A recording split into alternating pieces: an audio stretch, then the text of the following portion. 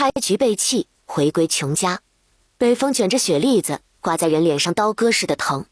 苏家村口，苏老太一手叉腰，另一只手拎着个破旧的竹背篓，中气十足地骂咧着：“丧门星，赔钱货！家里都快揭不开锅了，还养着你这个吃白饭的！赶紧给你那穷鬼爹娘送去，省得留在老宅碍眼。”背篓里，一个粉雕玉琢的小女娃缩成一团，小脸冻得发紫，长长的睫毛上挂着冰霜。她就是苏小阮，刚满3岁半。周围围了一圈看热闹的村民，对着苏老太指指点点。这苏老太也太狠心了，这么冷的天，把亲孙女就这么扔出来，还不是因为前几天来的那个算命瞎子说阮阮是什么破财的命，克苏家老宅的运道。胡说八道！我看阮阮这娃长得就有福气，水灵灵的，怎么可能是赔钱货？嘘，小声点儿。他家大伯苏大强可是在镇上当学徒，得罪了没好果子吃。苏老太听着风言风语，非但不收敛，反而声音更大了。看什么看？没见过分家啊！这丫头片子早就分给他爹娘了，我这是好心给他送回去。苏向东、周兰香，你们2个死的，还不快出来把这赔钱货领走！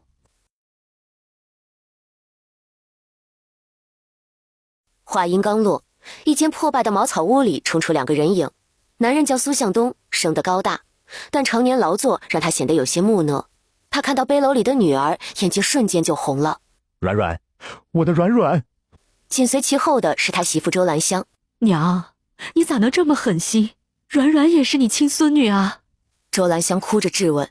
苏老太翻了个白眼，一脸刻薄。亲孙女，我可不敢认。自从她生下来，家里就没顺过。前儿个你大哥苏大强在镇上差点被木头砸了，算命的说了，就是被他克的。赶紧领走，以后别再踏进老宅半步。苏大强和他媳妇儿也从人群里钻了出来，一脸的不耐烦。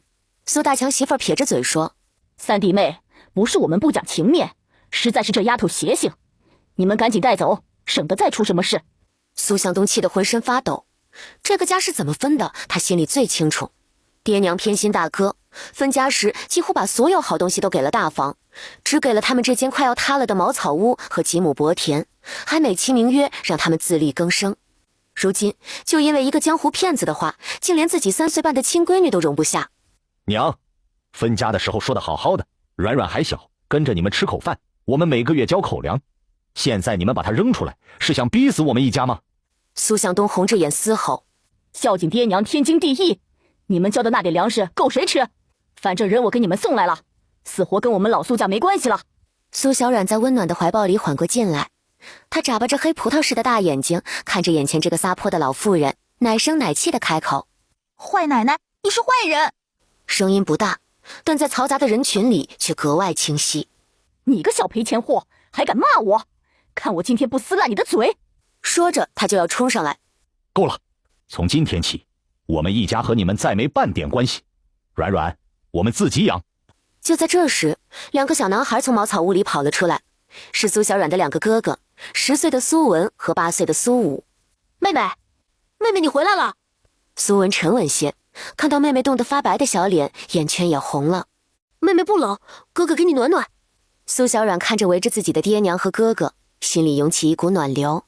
她伸出小手抱住周兰香的脖子，软软糯糯地说：“娘，不气，我们回家。”周兰香的眼泪再也忍不住，抱着女儿泣不成声。苏向东深深看了一眼苏老太和苏大强一家，那眼神里充满了失望和决绝。他一言不发，转身抱过周兰香手里的女儿，大步往茅草屋走去。周兰香和2个儿子紧紧跟在后面，一家5口在这漫天大雪里走得决绝又悲壮。苏老太看着他们的背影，往地上啐了一口：“哼，骨头还挺硬，我等着你们饿死上门来求我。”围观的村民叹着气，渐渐散去。谁都觉得苏向东这一家子往后的日子怕是难过了。回到茅草屋，苏向东立刻把女儿放到床上，用家里唯一一床还算厚实的被子把她裹得严严实实。周兰香则赶紧去烧热水，想给女儿暖暖身子。屋子四处漏风，冷得像冰窖。苏文和苏武兄弟俩守在床边，一人一边。“妹妹，你还冷吗？”“哥哥，不冷。”他知道这个家虽然穷，却是温暖的。周兰香端来一碗热水，小心地为苏小冉喝下。温热的水流进肚里，苏小冉舒服地叹了口气：“都怪爹娘没本事，让你受苦了。周兰香摸着女儿的头发，眼泪又掉了下来。娘不哭。苏小软伸出小手给周兰香擦眼泪。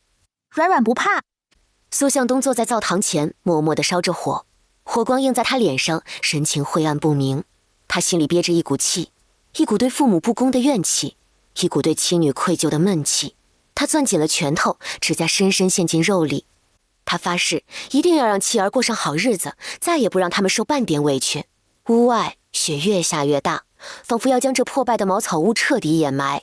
但屋子里，一家人围在一起，透着一股绝境中求生的韧劲。苏小软躺在床上，感受着家人的关爱，小小的身体里涌起一股奇异的感觉。他仿佛能听到屋外风雪的哭嚎，能感受到屋后大山深沉的呼吸。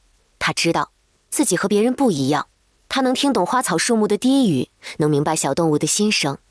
看着愁眉不展的家人，苏小软心里暗暗下定决心：爹娘哥哥，你们别怕，软软会带你们过上好日子的。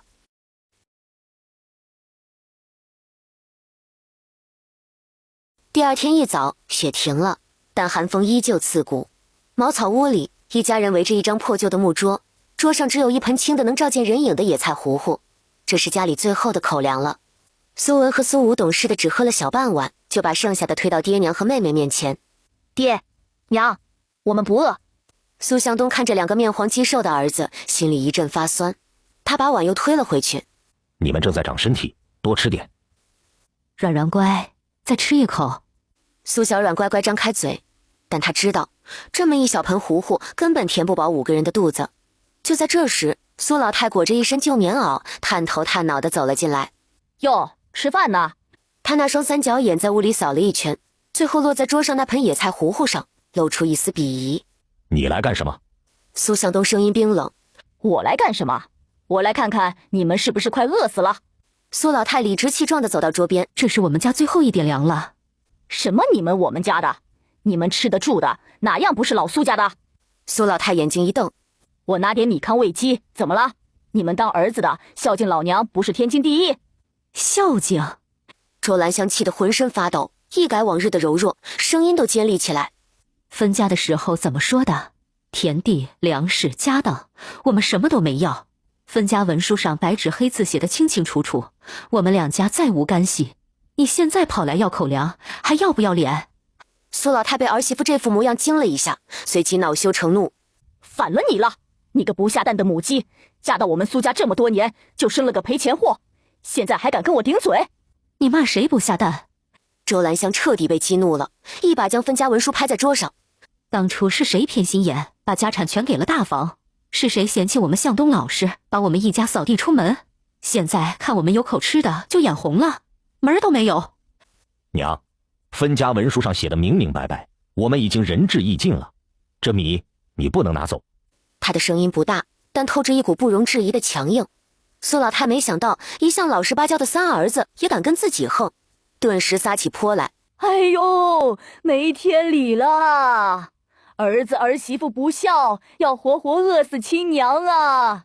大家快来看啊，这日子没法过了！他的哭嚎声很快引来了左邻右舍，连村长王德发都闻声赶了过来。王德发是个50多岁的老头，为人还算公正。苏家的，大清早的又闹什么？村长，你可要为我做主啊！我这三儿子被媳妇撺掇着，连老娘都不认了，一口吃的都不给我啊！周兰香气得眼圈通红，把分家的事一五一十地说了出来。王德发听完，又看了看苏向东家这漏风的茅草屋和锅里清汤寡水的野菜糊糊，心里已经有了数。苏老太，分家文书我也看过，上面按了手印的。既然家已经分了，苏向东家也没义务再给你口粮。你家大强在镇上当学徒，日子比向东家好过多了，你怎么不去跟大强要？一句话戳到了苏老太的痛处。大儿子是他的心头肉，他怎么舍得去为难？他不一样。苏老太支支吾吾。有什么不一样的？都是你儿子。王德发哼了一声。行了，别在这闹了，向东家都快揭不开锅了，你还好意思来抢食？赶紧回去。苏老太看村长都发话了，占不到便宜，指着苏向东一家恶狠狠地骂道。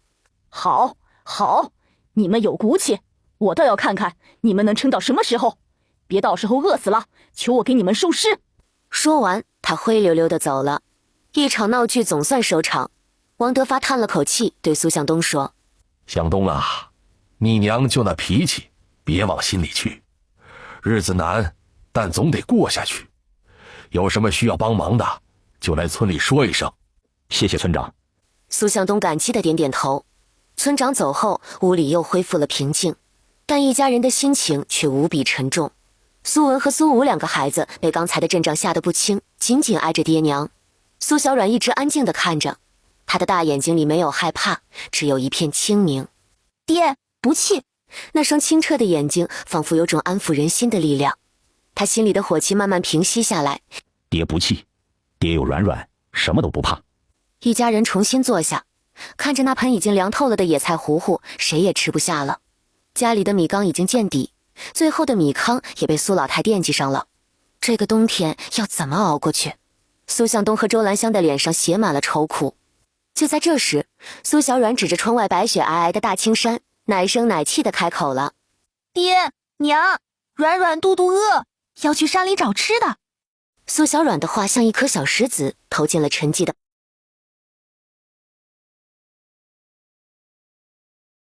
软软，胡说什么呢？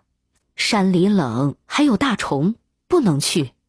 是啊，妹妹，山里危险。大哥苏文也皱起了小眉头。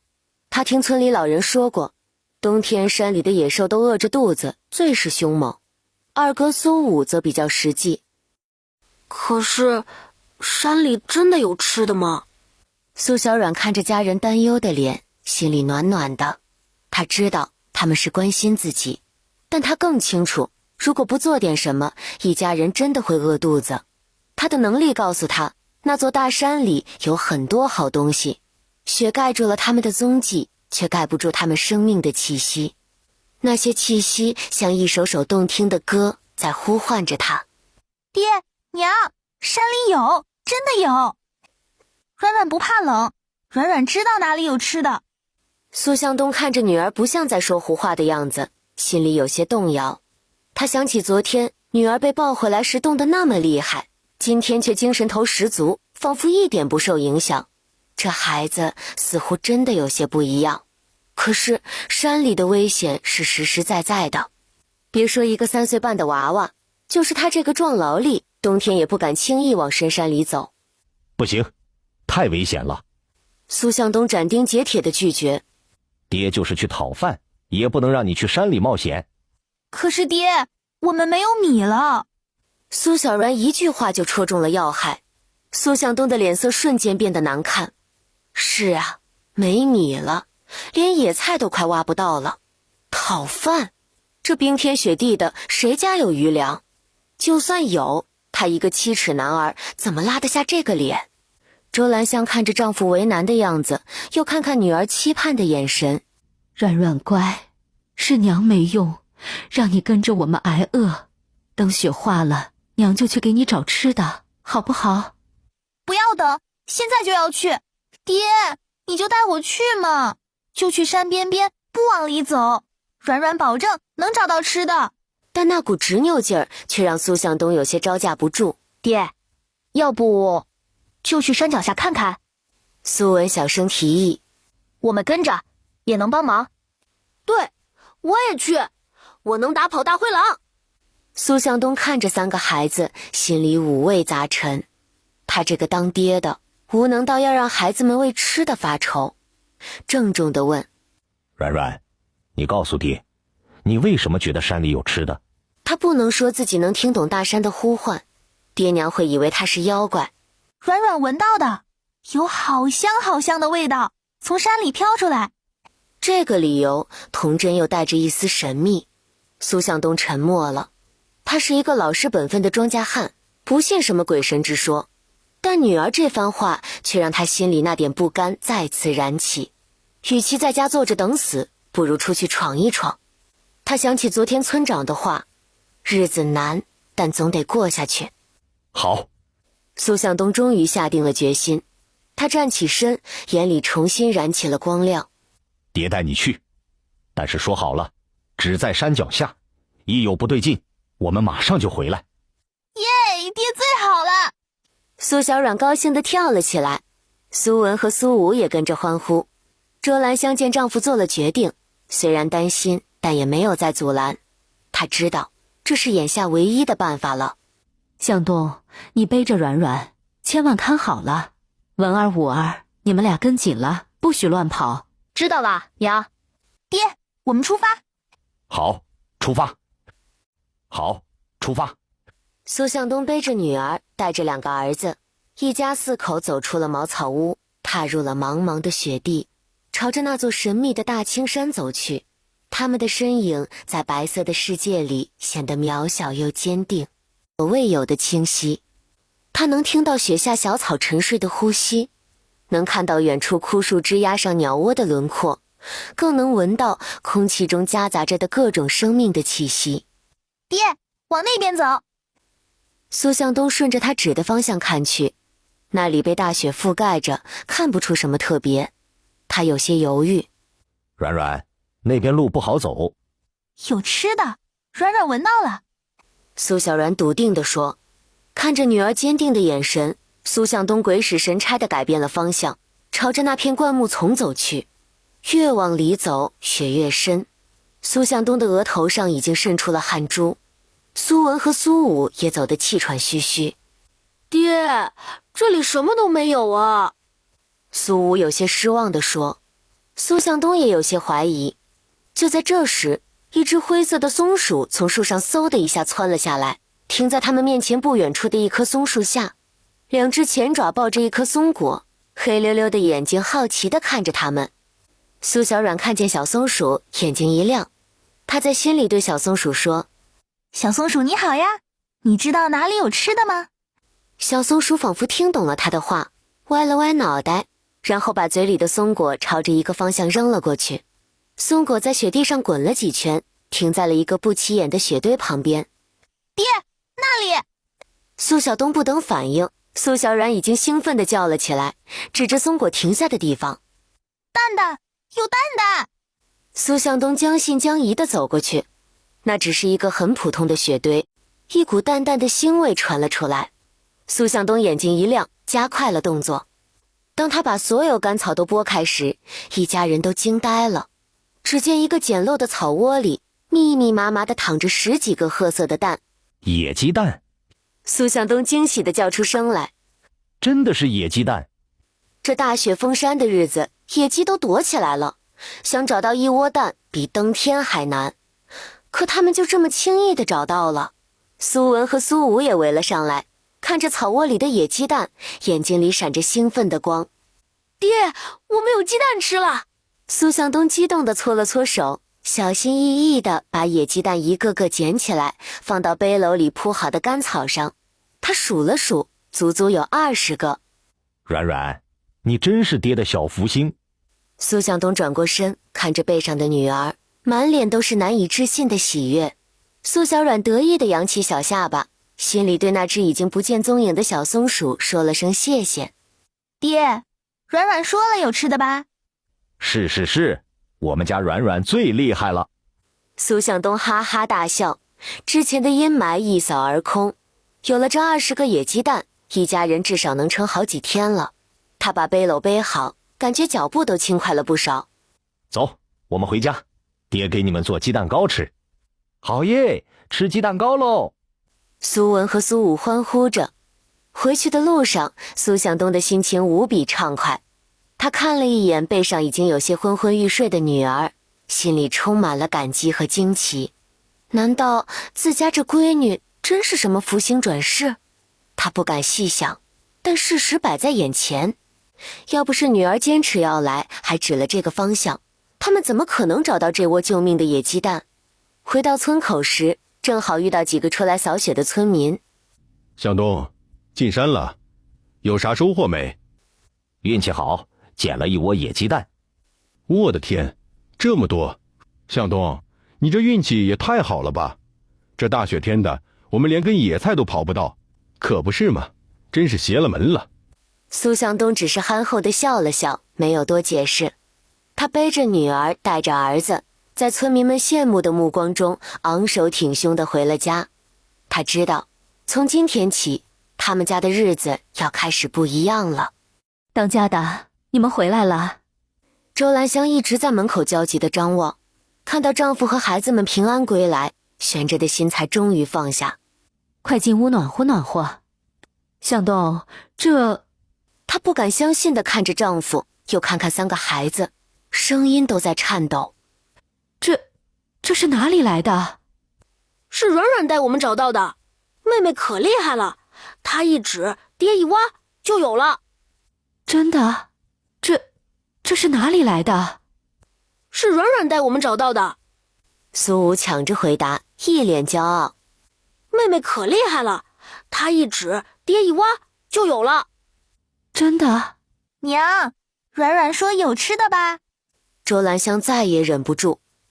我的软软，我的小福星，真是老天爷开眼，把你送到娘身边来了。她之前还在为女儿的未来担忧，现在看来，女儿根本不是什么赔钱货，而是他们家天大的福气。他们已经不记得上一次吃鸡蛋是什么时候了。爹，娘，我们今天可以吃鸡蛋了吗？苏武舔了舔嘴唇，小声问。吃，当然吃。苏向东大手一挥，豪气地说：今天我们吃顿好的。兰香，你去做饭，我来烧火。好嘞。周兰香擦干眼泪，脸上露出了久违的笑容。好香啊！苏文虽然没说话，哇！软软先吃，我们软软是今天的大功臣。娘也吃，爹也吃，哥哥也吃。好好好，都吃。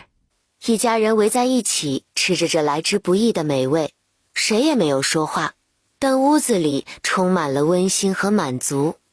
吃完饭，来，功臣的奖励。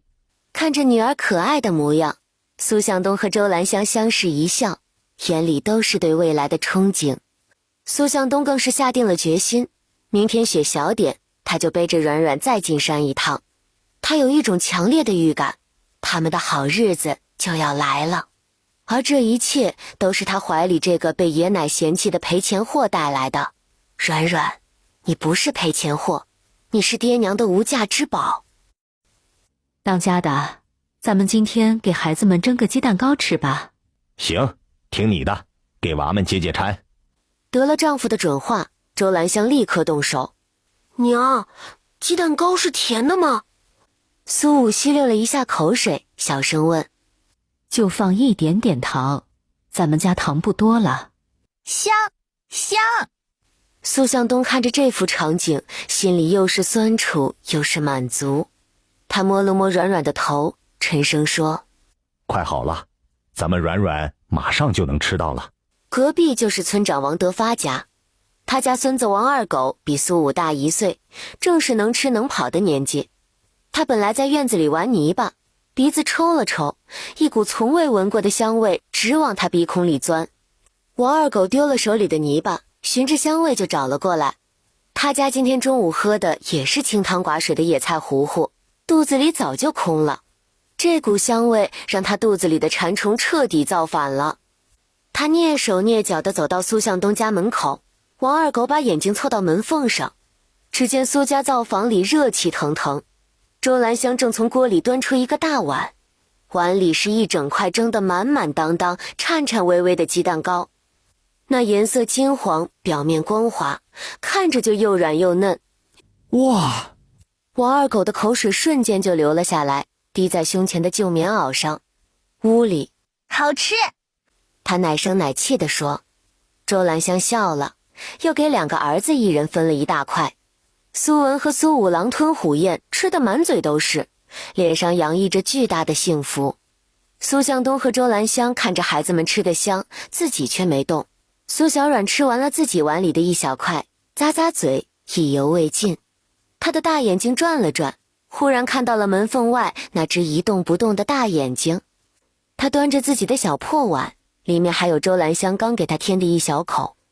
他走到门口，王二狗正看得入神，用小勺子挖起那最后一口鸡蛋糕递了过去。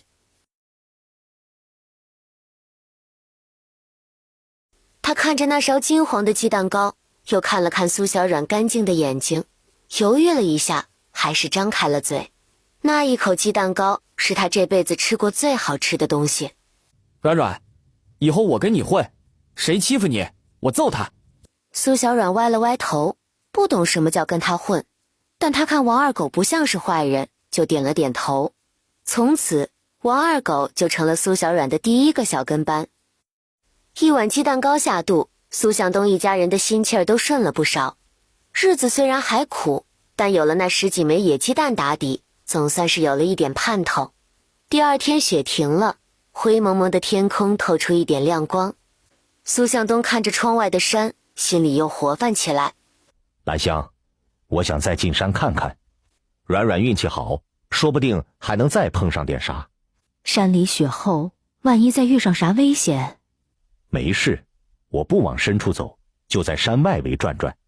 上次软软能找到鸡蛋，这次说不定还能找到别的。苏向东态度坚决，尝到了甜头，再去冒险的胆子也大了几分。苏小软耳朵尖，听见爹娘在说进山，爹，带软软，软软找好吃的。看着女儿认真的小脸，苏向东心里一软。他想起昨天女儿指着雪堆说蛋蛋的神奇模样，觉得这女儿或许真有点不一般。好，爹带你去。周兰香拗不过他们父女俩，苏向东找出一个大背篓背在身后，又用一条厚布把女儿捆在胸前，只露出一个小脑袋。父女俩深一脚浅一脚地朝着大雪覆盖的山林走去。进了山，冷冽的空气扑面而来，到处都是白茫茫的一片，只有一些松树还顽强地露着绿色。苏向东没什么目的，只能凭着经验在一些被风的阳坡寻找。他希望能找到一些被雪覆盖的干柴，或者运气好能碰到被冻死的野物。他走了小半个时辰，一无所获。怀里的苏小软却忽然动了动，小手指着左前方一片不起眼的枯树林。爹，那边。苏向东顺着他指的方向看去，那里只是一片斜坡，上面覆盖着厚厚的积雪和枯黄的落叶，看不出任何特别之处。软软，那边有什么？吃的，好多吃的。其实，在他的感知里，那片林子里的蘑菇正在呼唤他。它们在土地下积蓄了一整个秋天的营养，虽然被大雪覆盖，但生命力依然旺盛。那种独特的属于菌类的气息，对他来说清晰可辨。苏向东将信将疑，但还是抱着女儿走了过去。他用脚踢开表面的积雪，露出下面一层厚厚的、已经有些腐烂的落叶。他扒开一层落叶，眼睛忽然就直了。落叶之下，密密麻麻地挤着一朵朵蘑菇。这些蘑菇呈深褐色，茎盖肥厚，茎杆粗壮，正是山里最受欢迎的冬菇。我的天！一片又一片，整个斜坡上到处都是这种冬菇。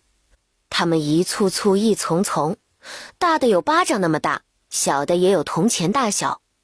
这哪里是一小片蘑菇，这简直就是一个蘑菇窝。苏向东的眼睛都红了，他激动的双手都在发抖。他活了30多年，打猎赶山也有10几年了，从来没见过这么多的冬菇。这东西在冬天可是稀罕货，拿到镇上去能卖个好价钱。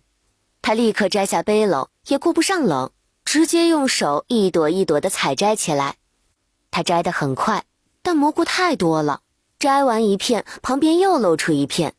苏小软站在旁边，看着爹爹忙碌的身影，开心地笑了。他知道今天家里又能吃上好东西了。苏向东埋头苦干了足足1个多时辰，才把这片斜坡上的冬菇采了个七七八八。他带来的那个大背篓装得满满当当，冒出了一个尖。他看着这满满一背篓的收获，心里乐开了花。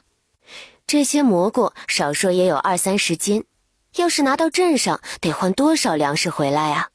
他小心翼翼地把背篓背上，那沉甸甸的分量压在肩上，却让他觉得无比踏实。我的乖女儿，你真是爹的小福星。父女俩没有再往山里走，直接就往家赶。一路上，苏向东的脚步轻快，仿佛背着的不是几十斤蘑菇，而是全家未来的希望。苏向东背着满满一筐冬菇回到家，周兰香和2个儿子都看傻了眼。当家的，这都是你采的？周兰香看着那堆得冒尖的褐色蘑菇，声音都在颤抖。是软软找到的。苏向东放下背篓，满脸笑容，把山里的事说了一遍。一家人围着那筐蘑菇，像是看什么稀世珍宝。苏文和苏武伸手摸了摸那肥厚的菌盖，又惊又喜。周兰香更是激动的眼圈都红了。她当即决定，当家的，明天咱们就去镇上赶集，把这些蘑菇卖了，换成钱和粮食。苏向东也是这个意思。夫妻俩商量了一晚上，决定第二天一早天不亮就出发。第二天，夫妻俩起了个大早，他们把蘑菇分成2个小一点的背篓，一人背一个。苏向东不放心把3个孩子自己留在家，就拜托隔壁村长家帮忙照看一天。去镇上的路不好走，特别是雪后，路上又滑又泥泞。但夫妻俩心里装着事，脚下就有劲。他们走了快2个时辰，终于在日头升高的时候赶到了清水镇。镇上的集市很热闹，人来人往，叫卖声不绝于耳。苏向东和周兰香找了个不碍事的角落，把背篓放下，将蘑菇摆出来。这新鲜肥美的冬菇很快就吸引了一些人，但大部分人只是看看，问问价钱，一听价格就摇着头走了。冬天物价贵，普通人家舍不得花钱买这个。夫妻俩站了快1个时辰，只卖出去了2-3斤，换了10几个铜板，两人心里都有些着急。就在这时，老板，这冬菇怎么卖？苏向东赶紧报了价，拈起一朵蘑菇仔细看了看，又闻了闻，眼睛一亮。他是镇上最大的饭馆福满楼的掌柜，姓刘。他一眼就看出这些冬菇是刚采的，品相极好，比市面上那些干货或者存放了几天的货色要强太多。你这些冬菇，我全要了。全要了？苏向东有些不敢相信。对，全要了。刘掌柜点点头。不过价格要比你刚才报的低1成，毕竟我量大。苏向东心里飞快地盘算了一下，虽然价格低了1成，但能一次性全都卖掉，省时省力，还能早点回家，怎么算都划算。行，掌柜的，都卖给您。他立刻答应下来。一称，2个背篓的蘑菇不多不少，正好30斤。按照谈好的价钱，一共是300文钱。苏向东接过那3串铜钱，手都在抖。300文，这是他分家出来以后手里拿过的最大一笔钱。他紧紧地攥着钱串，冰凉的铜钱在他手心里，却烫得他心脏砰砰直跳。周兰香站在一旁，也是激动得说不出话来。她看着丈夫手里的钱，眼睛里泛起了泪光。有了这笔钱，孩子们这个冬天就不会挨饿了。这是他们分家后靠自己双手挣来的第一笔巨款，是他们家的第1桶金。刘掌柜看他们夫妻俩激动的样子，笑了笑，又说：以后要再有这种好货，直接送到我福满楼来，我都要。谢谢掌柜的，谢谢掌柜的。苏向东连连点头道谢。卖完了蘑菇，背篓空了，夫妻俩的心却被填得满满的。他们站在集市上，看着手里沉甸甸的铜钱，一时间竟不知道该先去买什么。第二天，夫妻俩起了个大早，他们把蘑菇分成2个小一点的背篓，一人背一个。苏向东不放心把3个孩子自己留在家，就拜托隔壁村长家帮忙照看一天。去镇上的路不好走，特别是雪后，路上又滑又泥泞。但夫妻俩心里装着事，脚下就有劲。他们走了快2个时辰，终于在日头升高的时候赶到了清水镇。镇上的集市很热闹，人来人往，叫卖声不绝于耳。苏向东和周兰香找了个不碍事的角落，把背篓放下，将蘑菇摆出来。这新鲜肥美的冬菇很快就吸引了一些人，但大部分人只是看看，问问价钱，一听价格就摇着头走了。冬天物价贵，普通人家舍不得花钱买这个。夫妻俩站了快1个时辰，只卖出去了2、3斤，换了10几个铜板，两人心里都有些着急。就在这时，老板，这冬菇怎么卖？苏向东赶紧报了价，拈起一朵蘑菇仔细看了看，又闻了闻，眼睛一亮。他是镇上最大的饭馆福满楼的掌柜，姓刘。他一眼就看出这些冬菇是刚采的，品相极好，比市面上那些干货或者存放了几天的货色要强太多。你这些冬菇，我全要了。全要了？苏向东有些不敢相信。对，全要了。刘掌柜点点头。不过价格要比你刚才报的低1成，毕竟我量大。苏向东心里飞快地盘算了一下，虽然价格低了1成，但能一次性全都卖掉，省时省力，还能早点回家，怎么算都划算。行，掌柜的，都卖给您。他立刻答应下来。一称，2个背篓的蘑菇不多不少，正好30斤。按照谈好的价钱，一共是300文钱。苏向东接过那3串铜钱，手都在抖。300文，这是他分家出来以后手里拿过的最大一笔钱。他紧紧地攥着钱串，冰凉的铜钱在他手心里，却烫得他心脏砰砰直跳。周兰香站在一旁，也是激动得说不出话来。她看着丈夫手里的钱，眼睛里泛起了泪光。有了这笔钱，孩子们这个冬天就不会挨饿了。这是他们分家后靠自己双手挣来的第一笔巨款，是他们家的第1桶金。刘掌柜看他们夫妻俩激动的样子，笑了笑，又说：以后要再有这种好货，直接送到我福满楼来，我都要。谢谢掌柜的，谢谢掌柜的。苏向东连连点头道谢。卖完了蘑菇，背篓空了，夫妻俩的心却被填得满满的。他们站在集市上，看着手里沉甸甸的铜钱，一时间竟不知道该先去买什么。那天晚上，苏向东家的小茅草屋里飘出了浓郁的红烧肉香味。周兰香的手艺很好，那2斤五花肉被她炖得软烂入味，肥而不腻。锅里还蒸着白白胖胖的大馒头。一家人围着小桌子，桌上摆着一大盆红烧肉，一大盘白面馒头。吃吧，都多吃点。苏向东给每个孩子的碗里都加了满满的肉，孩子们大口吃肉，大口啃着馒头，吃得满嘴是油。苏向东和周兰香看着孩子们满足的笑脸，自己只象征性的吃了1、2块，剩下的都留给了孩子。苏小软小小的肚皮吃得滚圆，她靠在娘的怀里，手里还拿着小半个馒头，幸福地眯起了眼睛。屋外的寒风还在呼啸，但屋里却温暖如春。一顿饱饭让这个家重新充满了欢声笑语，也让所有人都看到了未来的盼头。苏向东家炖肉的香味实在是太霸道了，那股子混合着酱油、大料和猪油的浓香，顺着风毫不讲理地飘进了村子的每一个角落，也飘进了不远处的苏家老宅。苏家老宅里，苏老太正就着一碟咸菜，喝着清的能看见碗底的稀粥。她吸了吸鼻子，一股浓烈的肉香钻进鼻孔，让她碗里的稀粥瞬间变得索然无味。哪家在吃肉这么香？她放下碗嘀咕了一句。这时候大儿媳妇从外面走了进来，一脸的嫉妒。娘，是老二家，我刚才路过，那香味就是从他家传出来的，全村都闻到了。老二家，苏老太的3角眼立刻立了起来。他们哪来的钱买肉吃？谁知道呢？听说他们今天去镇上赶集了，回来的时候提着大包小包的，不只有肉，还有白面和新布呢。大儿媳妇添油加醋地说。苏老太的脸色顿时变得难看起来。苏向东一家被分出去的时候是什么样，他最清楚。那真是家徒四壁，连明天的口粮都没有。这才几天功夫，怎么就能吃上肉，穿上新衣了？他心里几乎没有任何犹豫地做出判断。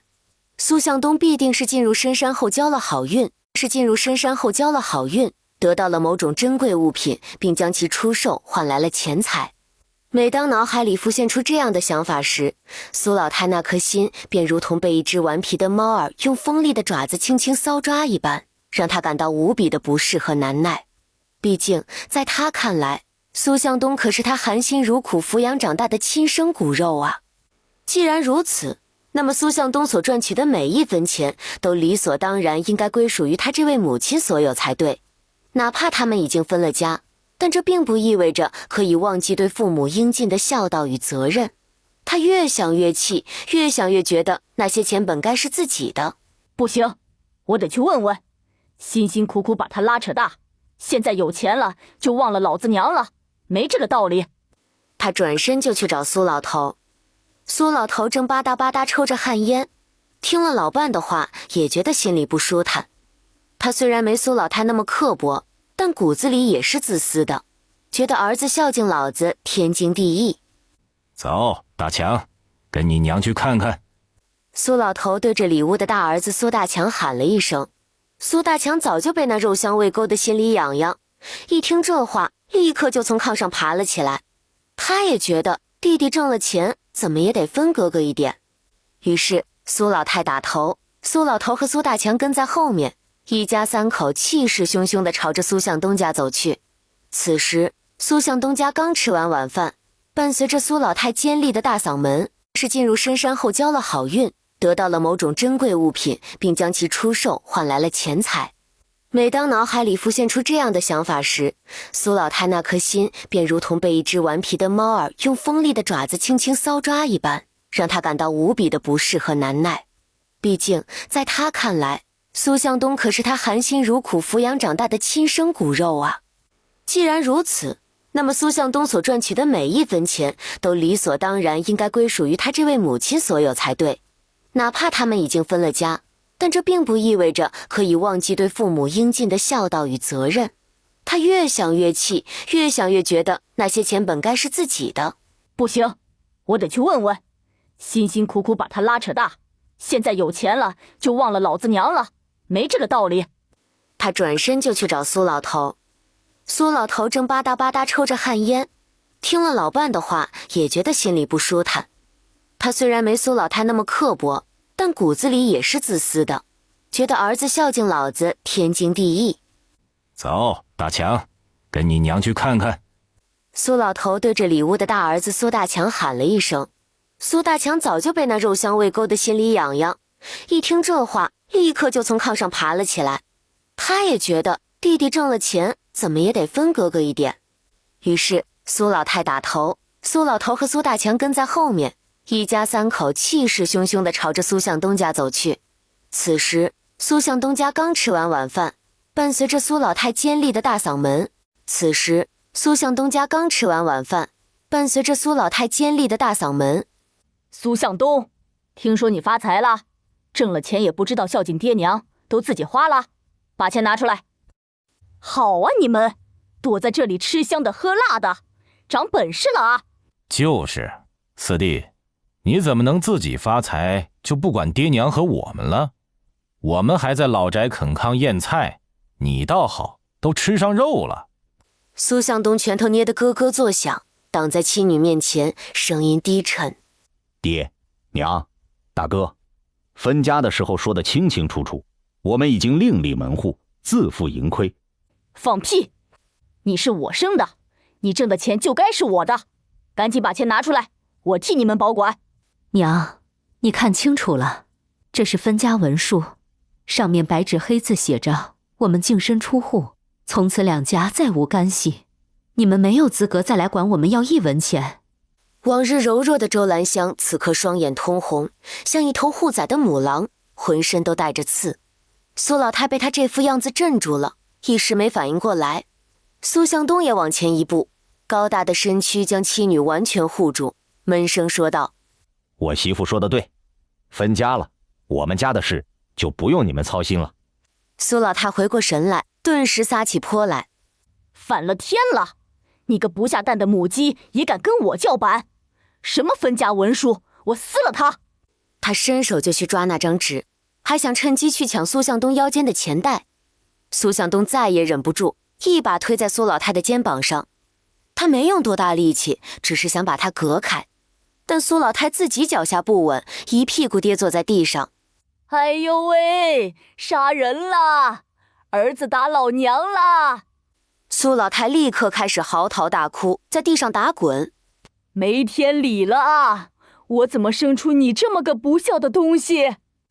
一家人闹成一团。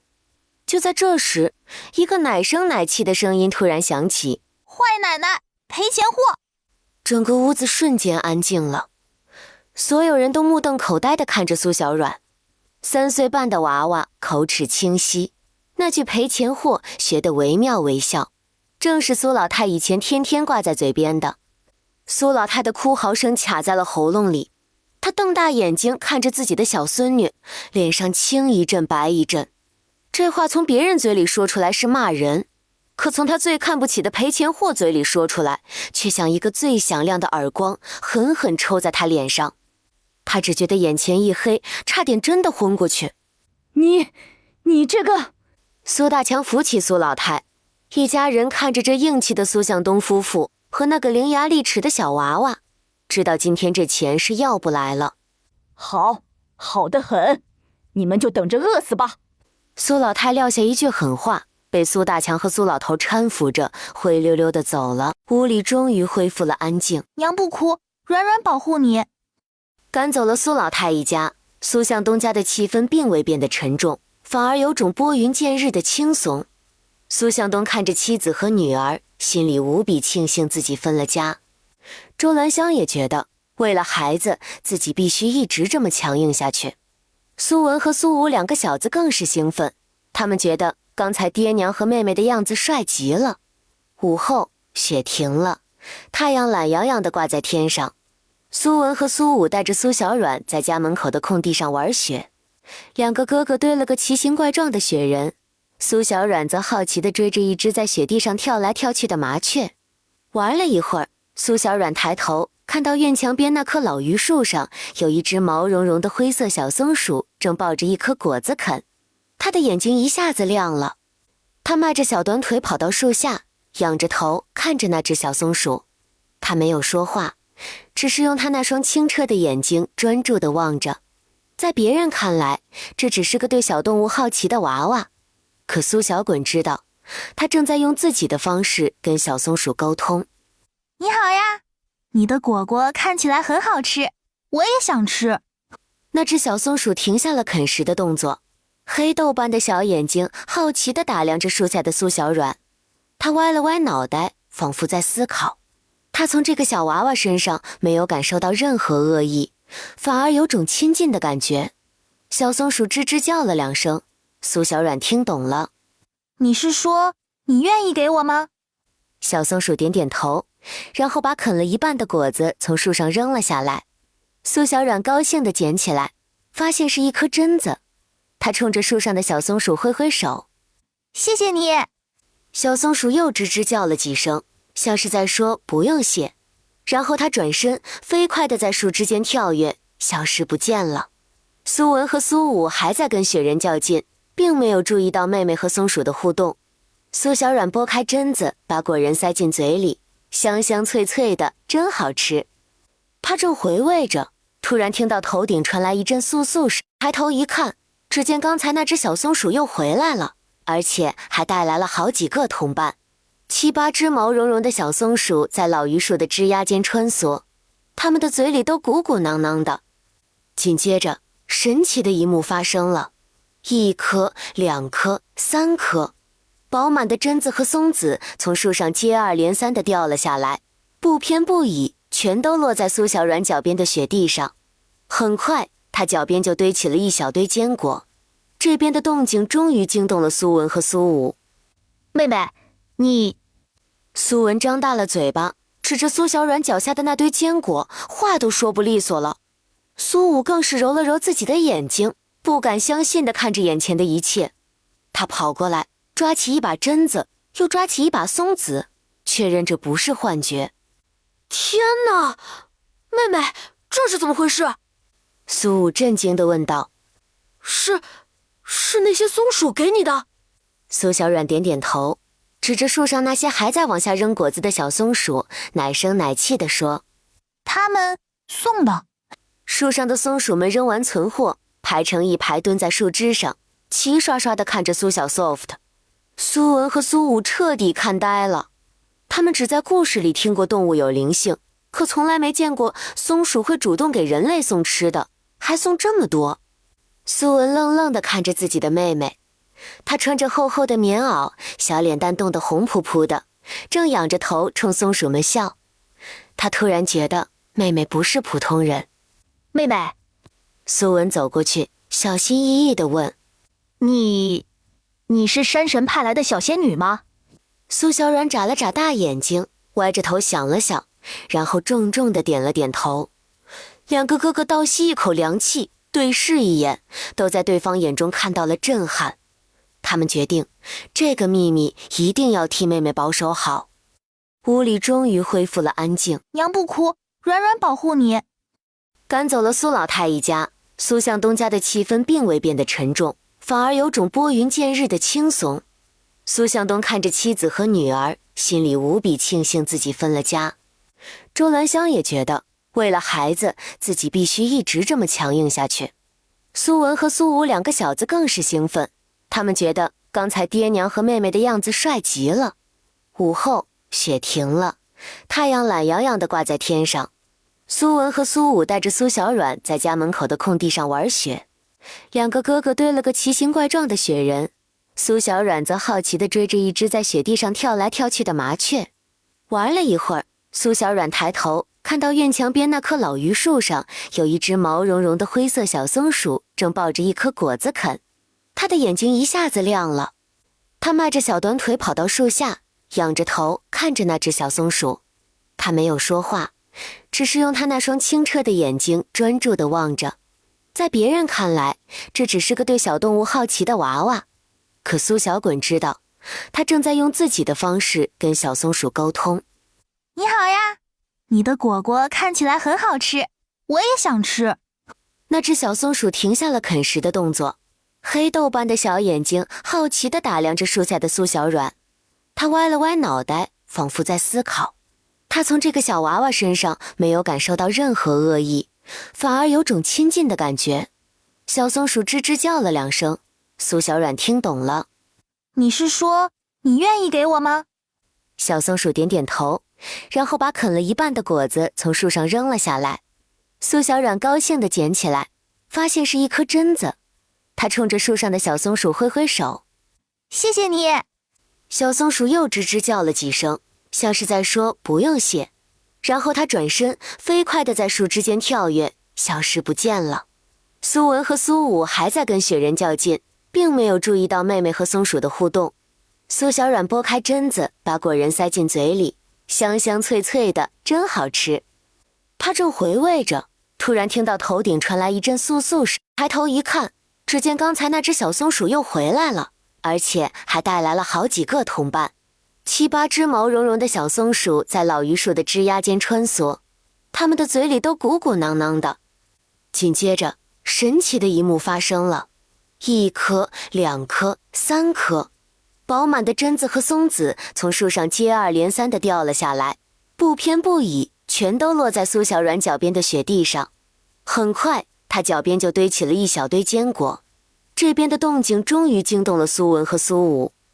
妹妹，你……苏文张大了嘴巴，指着苏小软脚下的那堆坚果，话都说不利索了。苏武更是揉了揉自己的眼睛，不敢相信地看着眼前的一切。他跑过来，抓起一把榛子，又抓起一把松子，确认这不是幻觉。天哪，妹妹，这是怎么回事？苏武震惊地问道。是那些松鼠给你的？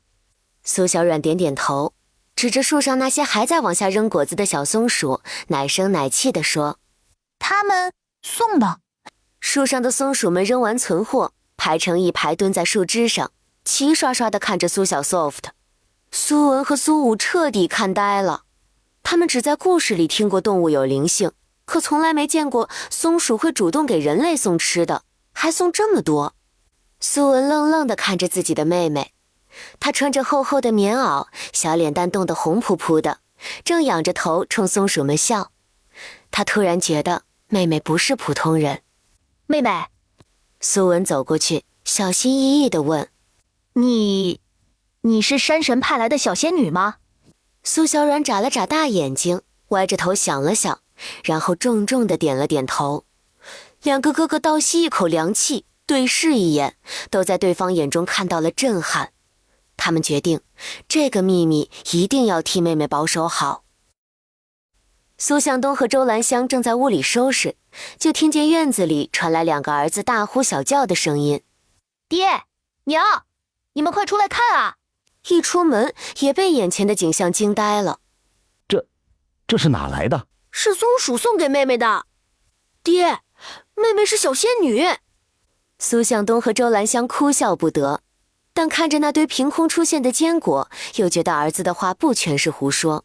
他们对女儿的福气又有了新的认识。快收起来！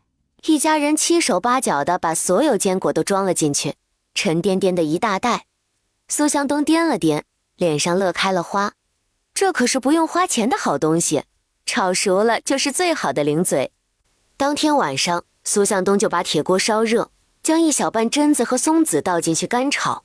随着锅里发出噼里啪啦的声响，一股浓郁的坚果香气从苏家的烟囱里飘了出去，顺着傍晚的寒风传遍了整个村子。这年头，大家肚子里都没什么油水，嗅觉格外灵敏。谁家呀？炒什么呢？这么香，闻着像是苏向东家传来的。他家今天不是刚吃了肉吗？怎么又有好东西了？走，去看看。不少村民都循着香味溜达到苏向东家附近，他们不敢靠得太近，只敢在远处伸着脖子往里瞧。只见苏家茅屋里灯火通明，一家人围着火盆，每个人手里都抓着一把炒熟的坚果，吃得正香。孩子们满足的笑脸在火光下显得格外幸福。这幅景象刺痛了围观村民的眼睛。想当初苏向东一家被分出来的时候，全村人都觉得他们熬不过这个冬天。可现在呢，人家又是吃野鸡蛋，又是吃红烧肉，现在连炒货都有了。这日子过得比村里任何一家都要好。最初的看笑话早已变成了赤裸裸的羡慕。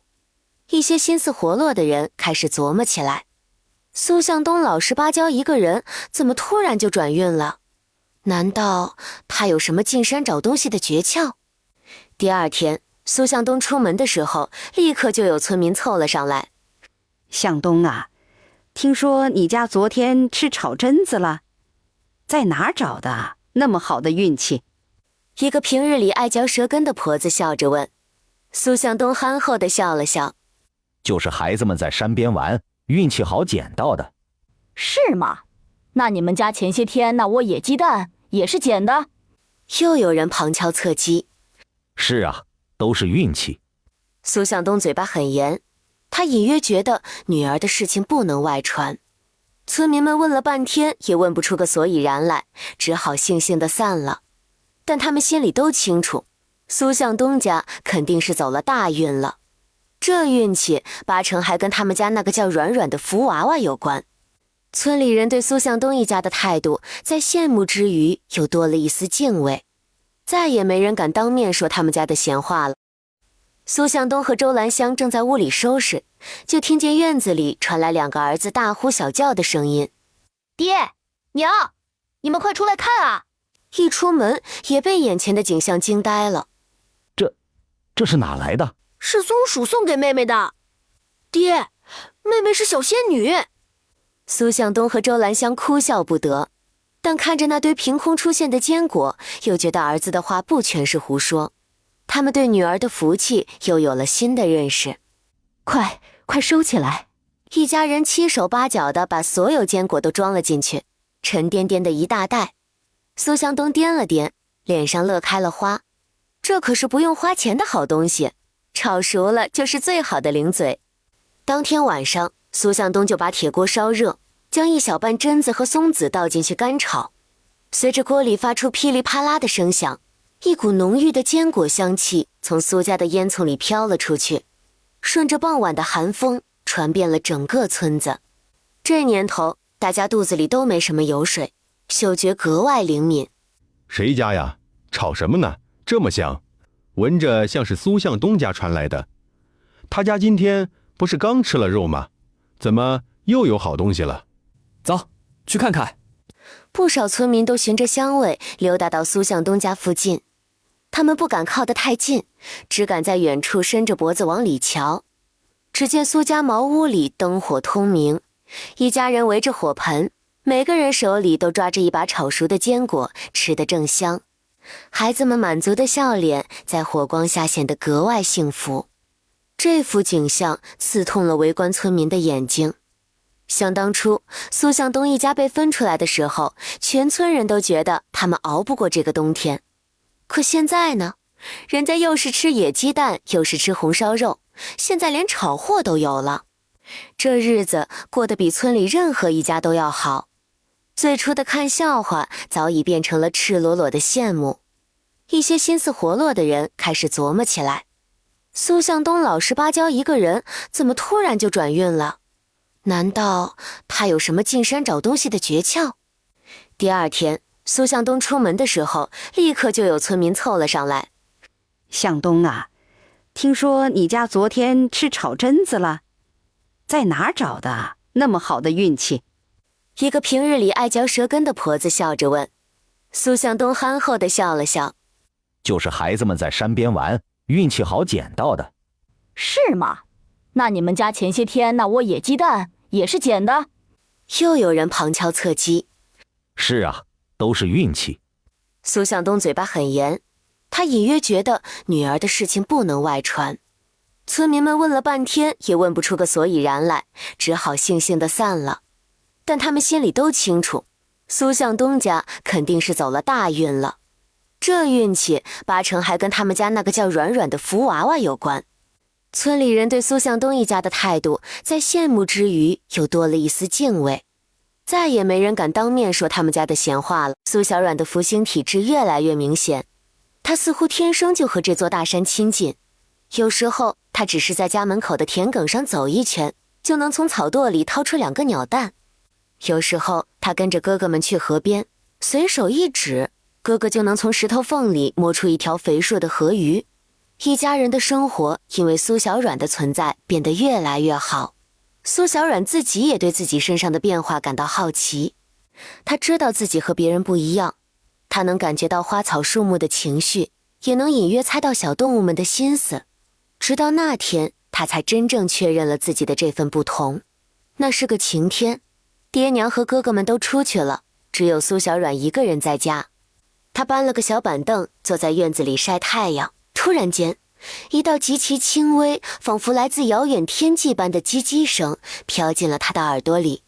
这阵声音虽然细微的几乎难以察觉，但却像一把钥匙一样，轻而易举地打开了他紧闭已久的双眼。他眨眨眼，努力让自己从迷蒙中清醒过来，并开始仔细聆听那道神秘而又引人入胜的声音究竟源自何处。终于经过一番寻觅之后，他成功地找到了声源。就在房间的角落里，有一只可怜巴巴的小麻雀，正蜷缩成一团，瑟瑟发抖呢。只见它的一侧翅膀无力地下垂着。与此同时，小家伙似乎正在忍受巨大的痛苦一般，拼命挣扎着，想要重新振翅高飞。但每一次尝试都以失败告终。看到这一幕，善良可爱的苏小软毫不犹豫地飞奔上前去，然后动作轻柔无比地蹲下身子来。此时此刻，他满脑子想的都是如何帮助眼前这只受伤的小生灵摆脱困境。这一次，那些声音在苏小软的脑海里不再是单纯的鸟叫，而是变成了清晰的意思。好疼，救救我！苏小软愣住了，他能听懂小麻雀说话。他不是猜测，不是感知，而是清清楚楚地听懂了他在说什么。这个发现让他震惊又新奇。他试着在心里回应：你别怕，我不会伤害你。小麻雀停止了挣扎，安静下来，用黑溜溜的眼睛看着他，仿佛真的听懂了他的安抚。苏小软小心地把他捧起来带回屋里。他学着娘亲处理伤口的样子，找来干净的布条，又从山上认得的草药里找到一种能止血的，嚼碎了敷在小麻雀的翅膀上。谢谢你，你是个好人。小麻雀虚弱的声音再次在他脑海里响起。苏小软开心地笑了，他确认了自己真的拥有一个天大的金手指，它能和动物，甚至可能和植物沟通。他把小麻雀安置在一个铺了软草的篮子里，又找来几粒小米喂给它。做完这一切，他跑到门口，警惕地看了看四周，确认没有任何人看到刚才发生的一切。他心里明白，这个能力太神奇了，绝对不能让任何人知道。这是他最大的秘密，如果被人知道了，说不定会把他当成妖怪抓起来。他摸了摸胸口，下定决心，这个秘密他要永远保守下去，一本是对最亲的爹娘和哥哥也不能说。从那天起，苏小软开始有意识地运用自己的能力，他会偷偷和院子里的鸡鸭说话，问他们今天想不想下蛋。他也会和路边的小草聊天，问他们哪里有好吃又没毒的野菜。他的福运从此变得更加精准，靠着苏小软的福运，苏向东一家这个冬天过得十分滋润，家里不仅有了存粮，甚至还攒下了几十文钱。眼看天气回暖，苏向东寻思着再进山碰碰运气，看能不能打到些什么猎物，开春了好有力气干活。周兰香有些不放心，但看着家里日子越来越好，也没多阻拦，只让他千万小心，别往深山里去。苏小软一听爹爹要进山，立刻粘了上来，抱着他的腿不撒手。爹爹，带软软去，软软要找好吃的。苏向东看着女儿央求的眼神，心里直发软。但山里毕竟危险，他坚决不同意。可苏小软这次异常执着，哭着闹着非要跟去。苏向东夫妇没办法，只好答应带他一起，但说好只在山的外围转转，绝不深入。苏小软的福星体质越来越明显，她似乎天生就和这座大山亲近。有时候她只是在家门口的田埂上走一圈，就能从草垛里掏出2个鸟蛋。有时候她跟着哥哥们去河边，随手一指，哥哥就能从石头缝里摸出一条肥硕的河鱼。一家人的生活因为苏小软的存在变得越来越好。苏小软自己也对自己身上的变化感到好奇，她知道自己和别人不一样，她能感觉到花草树木的情绪，也能隐约猜到小动物们的心思。直到那天，她才真正确认了自己的这份不同。那是个晴天，爹娘和哥哥们都出去了，只有苏小软一个人在家。她搬了个小板凳，坐在院子里晒太阳。突然间，一道极其轻微，仿佛来自遥远天际般的叽叽声飘进了他的耳朵里。这阵声音虽然细微的几乎难以察觉，但却像一把钥匙一样，轻而易举地打开了他紧闭已久的双眼。他眨眨眼，努力让自己从迷蒙中清醒过来，并开始仔细聆听那道神秘而又引人入胜的声音究竟源自何处。终于，经过一番寻觅之后，他成功地找到了声源。就在房间的角落里，有一只可怜巴巴的小麻雀正蜷缩成一团，瑟瑟发抖呢。只见它的一侧翅膀无力地下垂着，与此同时，小家伙似乎正在忍受巨大的痛苦一般，拼命挣扎着想要重新振翅高飞，但每一次尝试都以失败告终。看到这一幕，善良可爱的苏小软毫不犹豫地飞奔上前去，然后动作轻柔无比地蹲下身子来。此时此刻，他满脑子想的都是如何帮助眼前这只受伤的小生灵摆脱困境。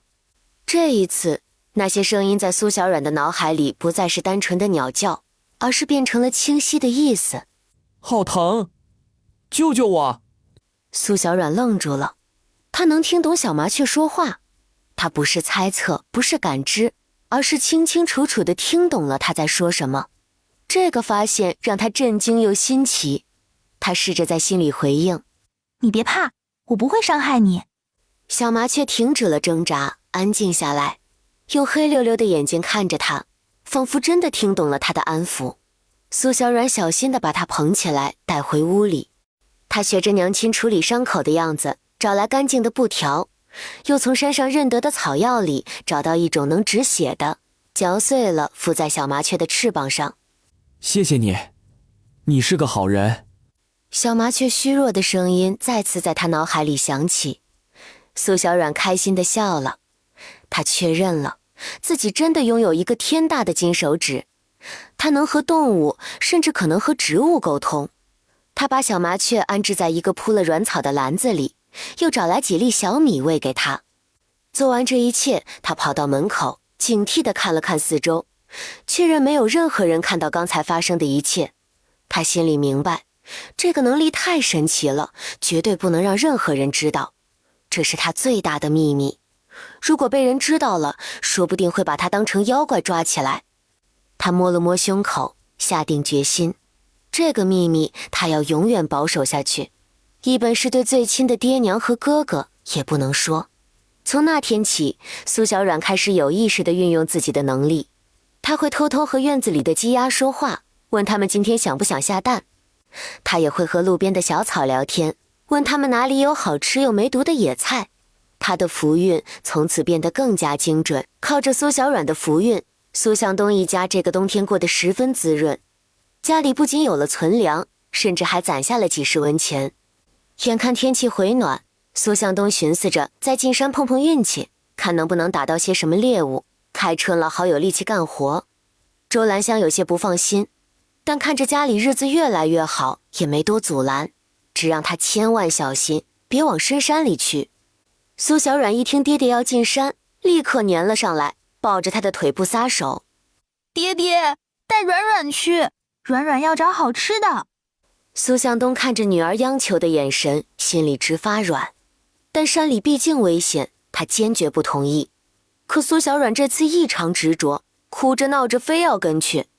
苏向东夫妇没办法，只好答应带他一起，但说好只在山的外围转转，绝不深入。第二天一早，苏向东用背篓背着苏小软，周兰香也跟着，一家三口进了山。初春的山里，积雪还未完全融化，空气清冷，阳光透过树叶间的缝隙洒下斑驳的光影。苏小软安静地坐在背篓里，一双大眼睛滴溜溜直转，充满好奇地四处张望。微风轻拂着她粉嫩的脸颊，带来丝丝凉爽，同时也送来阵阵悦耳动听的声响。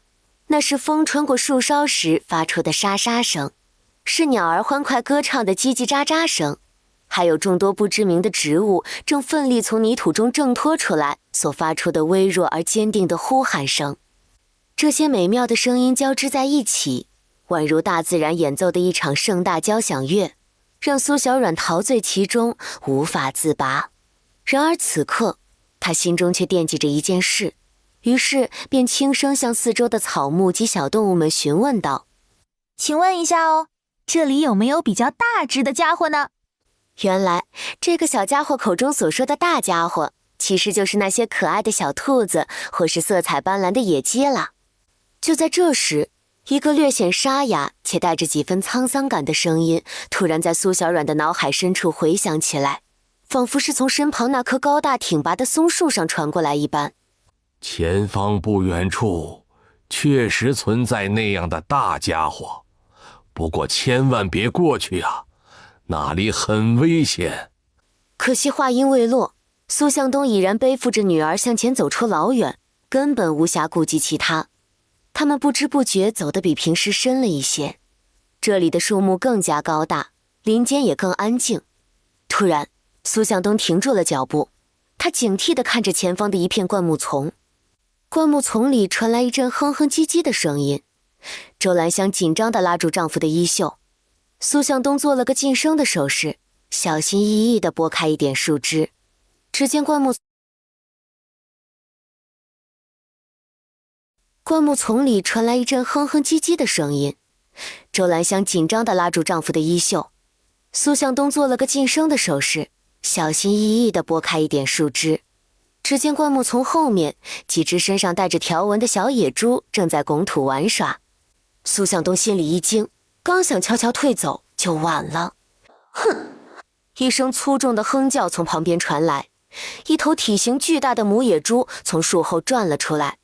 他看到了苏向东一家，又看了看自己的孩子，一双眼睛瞬间变得通红。他感觉自己的幼崽受到了威胁。母野猪低下头，长长的獠牙在日光下泛着寒光。他刨了刨前蹄，猛地朝着三人冲了过来。快跑！苏向东吓得魂飞魄散，他吼了一声，转身就跑。他背着苏小软，根本跑不快。周兰香也吓得脸色惨白，跟在丈夫身边亡命飞奔。那头母野猪发起疯来，速度快得惊人。它横冲直撞，撞断了不少小树。巨大的哼叫声和 crashing sound 越来越近。苏向东和周兰香只觉得心脏都快从喉咙里跳出来了。他们从来没遇到过这么危险的情况。背篓里的苏小软被颠得七荤八素，他回头看了一眼，那头愤怒的野猪离他们只有不到10丈远了，他的小脸也吓白了。轰隆！震耳欲聋的闷响让整片雪林都为之一颤。苏向东和周兰香惊魂未定地停下脚步，机械地回过头，眼前的景象让他们毕生难忘。就在刚才，那头如同小山般凶猛冲来的母野猪，此刻竟直挺挺地躺在了一棵需要2人合抱的巨大古松树下，四蹄朝天，微微抽搐，哼几声都变得微弱。他的额头上，一个血淋淋的大洞正鼓鼓地往外冒着热气，将身下的积雪染成一片触目惊心的嫣红。而那棵古松巍然不动，只是几片松针悠悠飘落，仿佛在嘲笑这个不自量力的挑衅者。死了还是晕了？苏向东的大脑一片空白，心脏在胸腔里狂跳，几乎要冲破喉咙。他甚至能清晰地听到自己粗重的喘息声和妻子同样急促的呼吸声交织在一起。几秒钟前，他们还以为自己一家3口今日就要命丧这深山老林，成为野猪的腹中餐。那种死亡迫近的冰冷和绝望，至今还攥着他们的心脏，让他们手脚发软。爹娘，猪猪睡着了。怀里传来女儿苏小软奶声奶气的声音，带着一丝天真的疑惑。她的小手还指着那头野猪。灌木丛里传来一阵哼哼唧唧的声音。周兰香紧张地拉住丈夫的衣袖。苏向东做了个噤声的手势，小心翼翼地拨开一点树枝。只见灌木丛后面，几只身上带着条纹的小野猪正在拱土玩耍。苏向东心里一惊，刚想悄悄退走，就晚了。哼！一声粗重的哼叫从旁边传来，一头体型巨大的母野猪从树后转了出来。他看到了苏向东一家，又看了看自己的孩子，一双眼睛瞬间变得通红。他感觉自己的幼崽受到了威胁。母野猪低下头，长长的獠牙在日光下泛着寒光。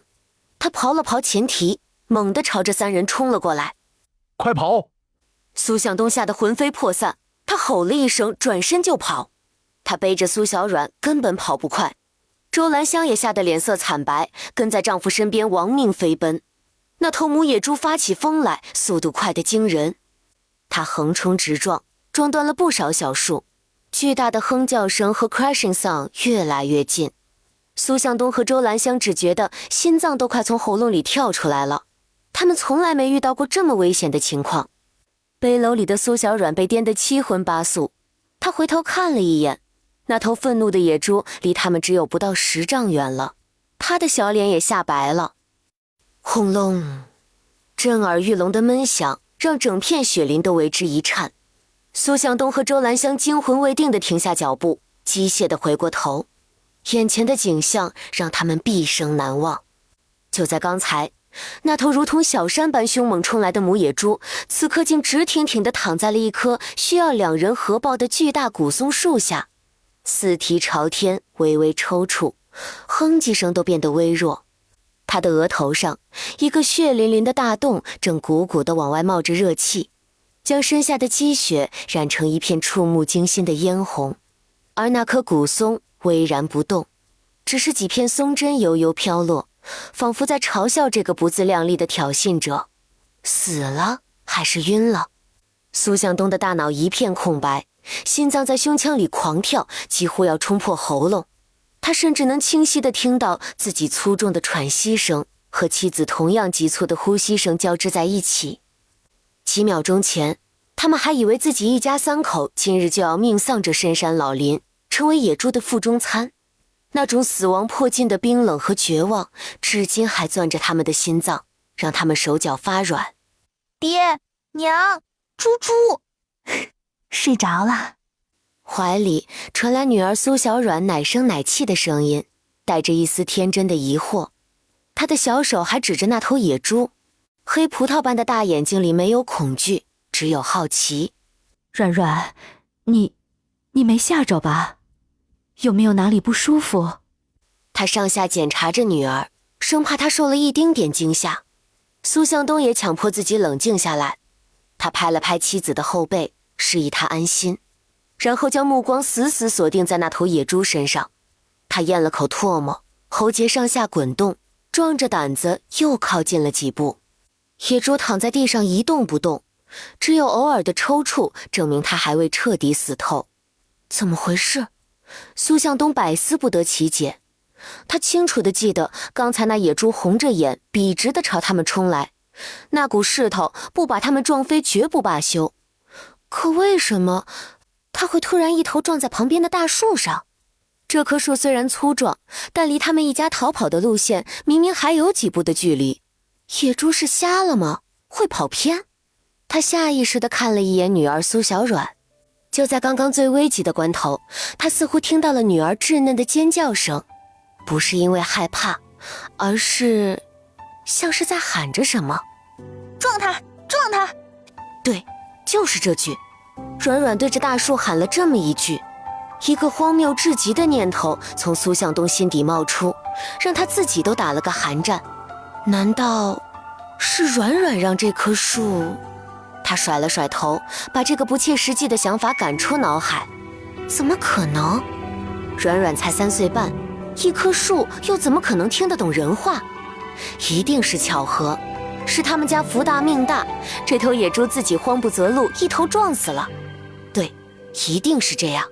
想通了这一点，苏向东的心情从后怕瞬间转为狂喜。这是一头几百斤重的大野猪啊！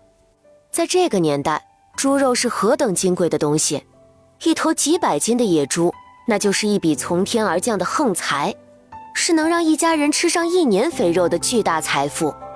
兰香，我们发了，我们发财了！苏向东激动的声音都变了调，他冲到妻子面前，抓住她的肩膀用力摇晃着。你看，这么大一头野猪，咱们家有救了，孩子们有肉吃了。周兰香看着那头庞然大物，也从巨大的惊恐中反应过来，喜悦的泪水瞬间夺眶而出。她捂着嘴，不敢相信自己的眼睛。前一刻还是夺命的凶兽，下一刻就变成了救命的财富。这大起大落实在太刺激了，这大起大落实在太刺激了。爹，肉肉！苏小软显然也明白了什么，她舔了舔小嘴唇，眼睛亮晶晶的。没有什么比肉肉这2个字对一个饿了很久的孩子更有吸引力了。对，肉肉，咱们软软有肉肉吃了。苏向东哈哈大笑，一把将女儿高高举起，在她粉嫩的脸蛋上狠狠亲了一口。软软，你真是爹娘的福星，你就是天上下凡的小仙女，每次带你进山都有好运气。苏小软被爹爹举着，咯咯地笑了起来。她心里藏着一个小秘密，没有告诉爹娘。就在刚刚，野猪冲过来的时候，她吓坏了，但她能感觉到周围的树木花草也在害怕，它们都在瑟瑟发抖。情急之下，她对着离她最近、感觉也最强大的一棵大松树发出了强烈的意念：大树公公，救救我们！撞它，快撞它！然后他就看到那棵大树的几根粗壮树枝像是手臂一样猛地向下垂落，正好挡在了野猪的眼前。那头横冲直撞的野猪似乎完全没料到会有东西从天而降，视野被遮挡的瞬间，方向出现了致命的偏差，收拾不住，就那么直愣愣的一头撞了上去。轰！那一刻，软软仿佛听到了大树公公一声满足的叹息。这个秘密他要永远藏在心里，他只要知道大山是他的朋友，会保护他和他的家人就够了。向东，这猪怎么办？我们俩可弄不回去。周兰香看着那庞大的野猪犯了愁，苏向东定了定神，做出决断。你和软软在这里等着，千万别乱走，我回去叫人。这么大。黑葡萄般的大眼睛里没有恐惧，只有好奇。软软，你没吓着吧？有没有哪里不舒服？他上下检查着女儿，生怕她受了一丁点惊吓。苏向东也强迫自己冷静下来，他拍了拍妻子的后背，示意她安心，然后将目光死死锁定在那头野猪身上。他咽了口唾沫，喉结上下滚动，壮着胆子又靠近了几步。野猪躺在地上一动不动，只有偶尔的抽搐证明他还未彻底死透。怎么回事？苏向东百思不得其解。他清楚地记得刚才那野猪红着眼笔直地朝他们冲来，那股势头不把他们撞飞绝不罢休。可为什么他会突然一头撞在旁边的大树上？这棵树虽然粗壮，但离他们一家逃跑的路线明明还有几步的距离。野猪是瞎了吗？会跑偏？他下意识地看了一眼女儿苏小软。就在刚刚最危急的关头，他似乎听到了女儿稚嫩的尖叫声，不是因为害怕，而是像是在喊着什么。撞他，撞他！对，就是这句。软软对着大树喊了这么一句，一个荒谬至极的念头从苏向东心底冒出，让他自己都打了个寒战。难道是软软让这棵树？他甩了甩头，把这个不切实际的想法赶出脑海。怎么可能？软软才3岁半，一棵树又怎么可能听得懂人话？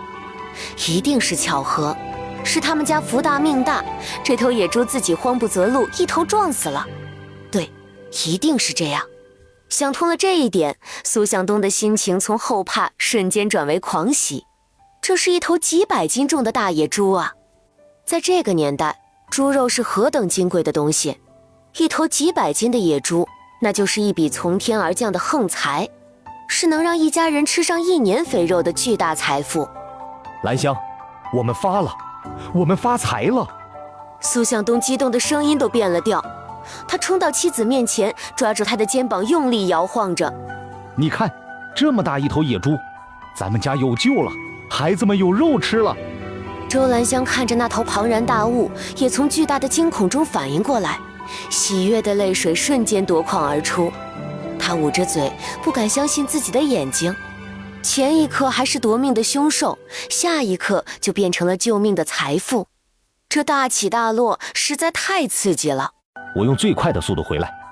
说完，他便头也不回地朝着村子的方向狂奔而去。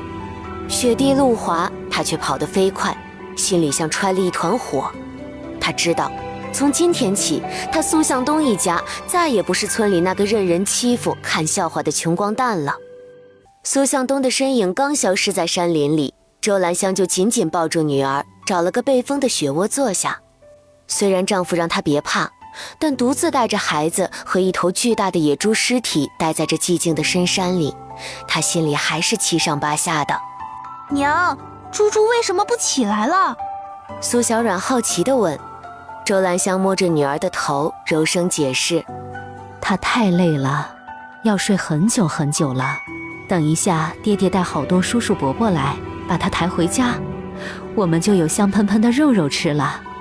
肉肉！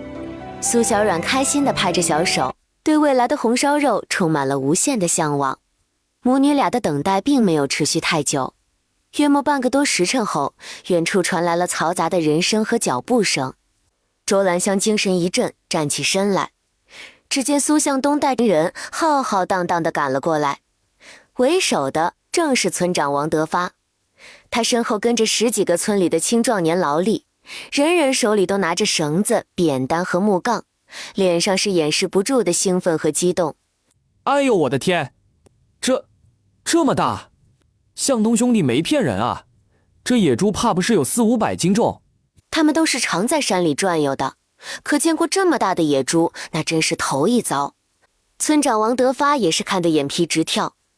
向东啊，你家这运气真是绝了，这畜生是自己撞死的？苏向东憨厚的挠挠头，笑着说：“可不是嘛，当时吓死我了，带着媳妇孩子就跑，谁知道他自己眼神不好，一头就撞上去了。我们一家也算是捡回条命。”他自然不会提女儿的功劳，这种事说出去也没人信，反而会惹来不必要的麻烦。这是老天爷开眼，知道你们一家子不容易，给你们送肉吃来了。王德发站起身，大手一挥，对着身后的村民们喊道：“都别愣着了，搭把手，把这家伙抬下山，天黑前必须弄回去。”好嘞！众人齐声应和，脸上都洋溢着喜气。这年头，村里打了大猎物，见者有份，这是不成文的规矩。苏向东家能分大头，他们跟着也能喝口肉汤，谁不高兴？10几个汉子七手八脚地忙活起来，用粗麻绳捆住野猪的四蹄，穿上结实的木杠。1、2、3，起！随着一声呐喊，几百斤重的野猪被众人合力抬了起来。那沉甸甸的分量压得木杠都发出了咯吱咯吱的呻吟声，也压得每个汉子的脸上都露出了吃力的表情。但这吃力中更多的是喜悦。苏向东背起女儿，周兰香跟在旁边，一行人浩浩荡荡地往村里走。这支队伍仿佛不是抬着一头野猪，而是抬着全村人对美好生活的希望。消息像长了翅膀一样，在苏向东他们还没回到村里时，就已经传遍了苏家村的每一个角落。听说了吗？苏老二家在山里打到一头几百斤的野猪。啥？就他那个老实疙瘩，他有那本事？不是他打的，是那野猪自己撞树上死了。你说巧不巧？真的假的？那他家不是要发了？等苏向东一行人抬着巨大的野猪出现在村口时，整个苏家村都沸腾了，几乎是全村出动，男女老少都围了上来，里3层外3层，把村里的打谷场围得水泄不通。那场面比过年还要热闹。所有人的目光都聚焦在那头巨大的野猪身上，眼神里充满了震惊、羡慕，还有毫不掩饰的渴望。那厚实的皮毛，那壮硕的体型，仿佛已经变成了一碗碗冒着热气的红烧肉，在他们眼前晃动。苏家老宅的人自然也听到了动静。苏老太和苏老头苏大强夫妇一起挤在人群外围，看着被众人簇拥在中央的苏向东一家，脸色要多难看有多难看。这老二家是走了什么狗屎运？苏大强媳妇儿酸溜溜地嘀咕道，眼睛极度的发红。前几天才听说他们卖蘑菇赚了钱，今天就弄回来一头猪。苏老太的嘴唇哆嗦着，心里更是悔得肠子都青了。要是没分家，这头猪就是他们老宅的。现在他只能眼巴巴地看着。他死死盯着被苏向东抱在怀里粉雕玉琢的苏小软，心里第一次产生了一丝动摇。难道那个赔钱货真是什么福星不成？打谷场中央，村长王德发清了清嗓子，高声宣布：“大家静一静，静一静。”喧闹的人群渐渐安静下来，所有人都眼巴巴地看着他。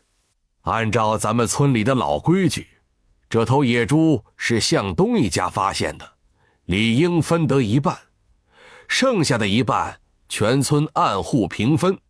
今天出力的兄弟们，每家多加一份，大家有没有意见？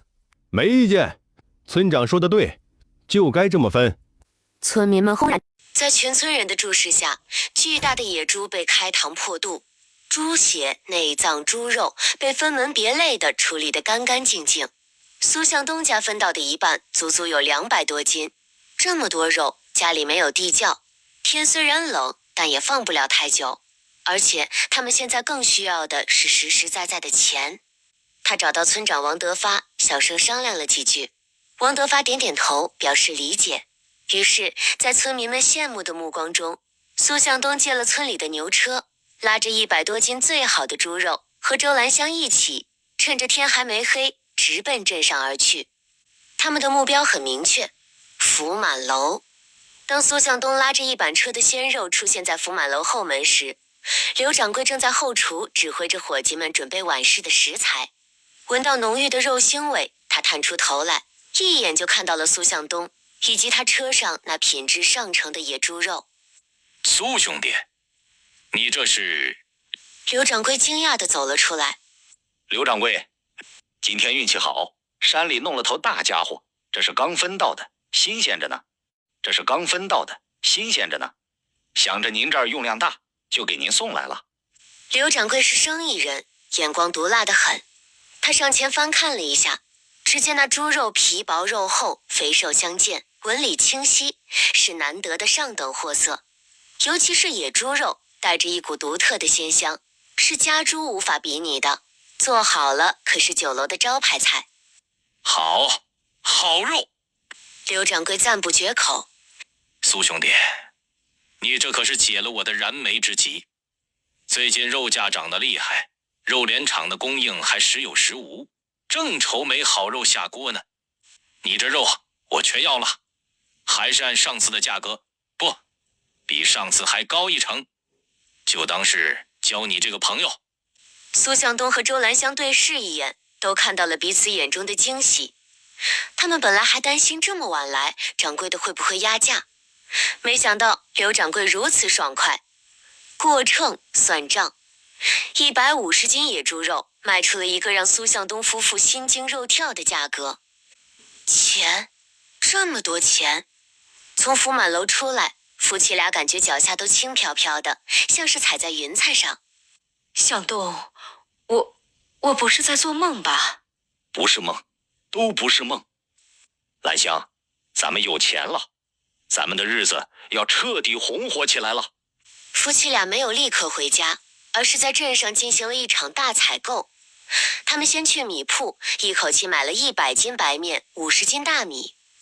当苏向东面不改色的付钱时，米铺老板看他的眼神都变了。然后他们又去了布庄，周兰香咬着牙扯了足够给全家人做一身新衣裳的棉布。当夫妻俩赶着牛车满载而归地回到村里时，天已经彻底黑了。家里，苏文和苏武正焦急地等待着，看到爹娘回来，还买了这么多东西，2个半大小子眼睛都直了。爹娘，你们买白面了！苏武第一个冲上来，看着那白花花的面粉袋子，口水都快流下来了。还有肉！苏文也看到了那块诱人的五花肉。都有。当晚，苏家的小茅草屋里亮起了温暖的灯火，也飘出了让整个村子都为之侧目的香味。周兰香亲自下厨，不仅炖了一大锅香喷喷的野猪肉，还烙了金黄的白面饼。苏向东则拿出了分到的猪下水，炒了一盘香辣的猪杂。一家5口围坐在小小的饭桌前，桌上摆满了他们以前想都不敢想的美味佳肴。苏小软的小嘴被油膏得亮晶晶的，吃得不亦乐乎。苏向东和周兰香看着孩子们满足的吃相，眼眶都有些湿润。吃完饭，周兰香收拾碗筷，苏向东则将今天赚到的钱都倒在了炕上。铜钱、碎银子在油灯下闪烁着诱人的光芒。他拿出那个早就准备好的小木匣子，将钱一枚枚一块块的，这是他们分家出来后钱匣子第一次被装满。苏向东看着这个装满了钱的匣子，又看了看围在身边眼睛亮晶晶的孩子们，心中充满了前所未有的踏实和豪情。他知道这只是一个开始，他们家的好日子还在后头呢。苏向东家吃肉的香味就像长了腿的钩子，顺着晚风一路飘进了不远处的苏家老宅。苏老太一家晚饭吃的是稀得能照见人影的苞米糊糊，配着齁咸的咸菜疙瘩。这顿饭一家人吃的是食不知味，心思全被那霸道的肉香味勾走了。他娘的，这老二家是天天吃肉吗？还让不让人活了？苏大强也是一脸阴沉，灌了一口苞米糊糊，感觉嘴里淡得能飞出个鸟来。苏老太黑着脸一言不发，那肉香就像一根根针扎在他的心上。想当初苏向东一家还在的时候，家里有什么好吃的，不都得先紧着他和老头子还有大孙子？现在倒好，人家吃香的喝辣的，他们只能在这里闻味儿。娘，您就这么看着？那苏向东可是您儿子，他发了财，难道不该孝敬您吗？张翠花在一旁煽风点火。那可是一整头野猪啊！他卖了多少钱？不得把钱都交公？苏老太浑浊的眼睛里闪过一丝贪婪和理所当然。对呀，他是他生的，他赚的钱就该是他的。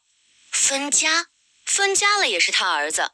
但一想到白天苏向东那强硬的态度和周兰香那块随时准备拍出来的分家文书，他又有些犯怵。急什么？苏老太没好气地瞪了儿媳一眼。等明天我再去找他说道。孝道大过天，他敢不认？嘴上虽然这么说，但张翠花心里却有自己的小九九。她可等不到明天。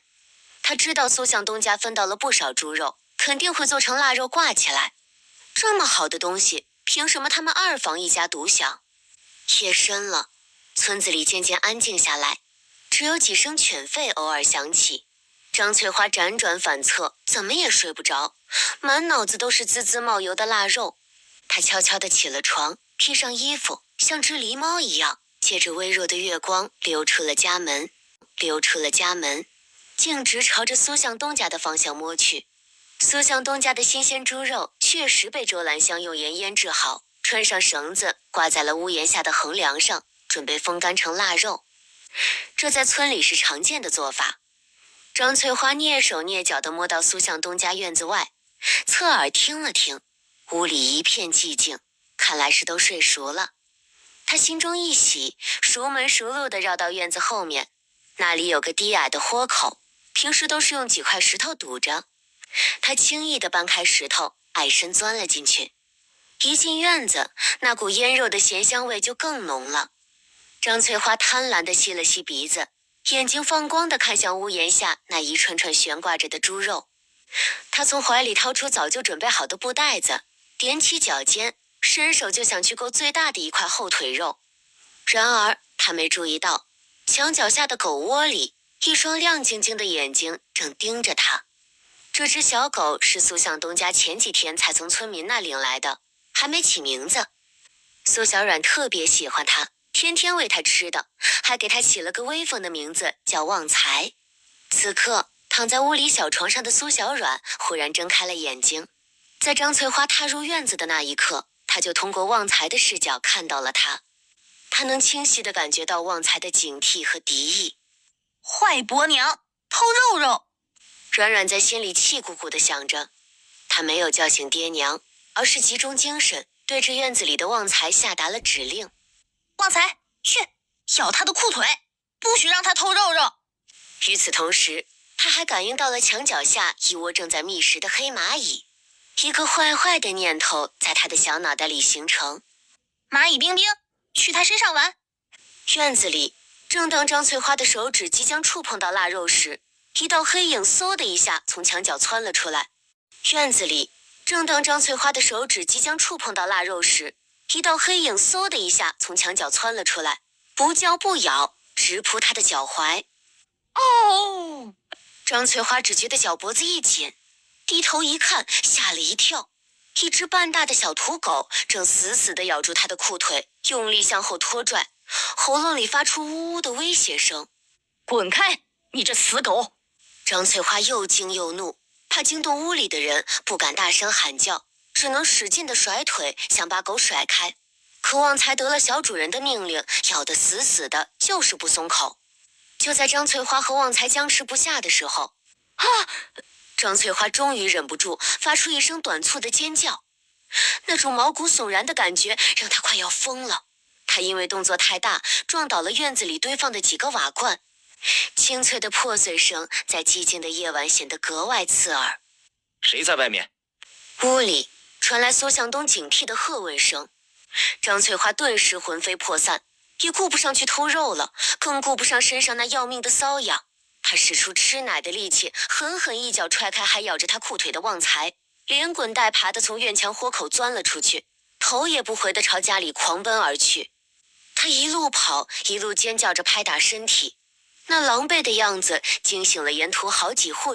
苏向东和周兰香只看到一地破碎的瓦罐和对着院墙外狂吠的旺财。苏小软，爹娘，旺财赶走坏人了。苏向东看着这一切，再联想到刚才那狼狈逃窜的身影，瞬间就明白了7、8分。他走到屋檐下，看着那些安然无恙的腊肉，冷笑一声。第二天，苏大强媳妇半夜想偷腊肉，结果被狗追，被虫咬，搞得一身红包，像个疯子一样跑回家的消息就在村里传开了。张翠花成了全村最新的笑柄，好几天都不敢出门。苏家老宅的人也因此彻底颜面扫地。经历了偷肉风波后，苏向东家的院墙豁口被结结实实的堵上了。旺财因为护院有功，当天就加餐了一根大大的骨头，吃得满嘴流油。日子一天天过去，天气也越来越冷。苏向东一家5口挤在2间小小的茅草屋里，虽然因为食物充足而不再饥寒交迫，但新的问题也随之而来。这茅草屋是分家时分到的，本就是村里最破旧的。经过几场大雪的按压，屋顶的茅草越来越薄，墙壁的泥坯也出现了裂缝。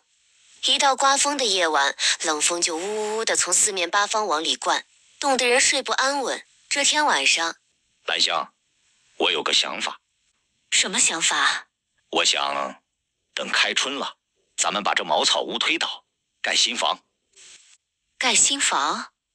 周兰香、苏文、苏武，甚至连正在玩着小木偶的苏小软，都齐刷刷地抬起头，震惊地看着他。盖房子，这在农村可是一辈子最大的一件事。